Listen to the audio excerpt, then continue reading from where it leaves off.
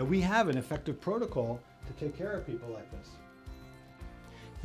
The treatment is to stabilize the sacroiliac joints. And this can be effectively done through scoliosis-specific exercises. And sometimes we require a specific type of bracing called a serola belt, which is going around the hips to lock them in. Fortunately, the very nature of this kind of ligament that holds the pelvis together is that if we align the pelvis and then lock it into position, the ligament will shrink and the pelvis will become stabilized over a period of even a couple of weeks. Usually people don't need to wear these belts for more than a couple of weeks. I say to them, keep it in the car. Use it if you're going to do gardening, or you're going to make a Costco run where you're going to do heavy lifting, then it has an application. The pain that's in the shoulder blade area, we're adjusting through therapy, through exercises, and through chiropractic spinal alignment. And we're very effective at getting people out of pain. This is the most important thing.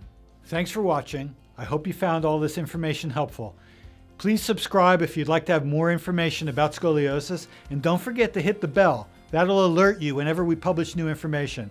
And if you've got any questions, write them in the comments field, and I'm going to make sure to address them in a future video. Thanks for watching.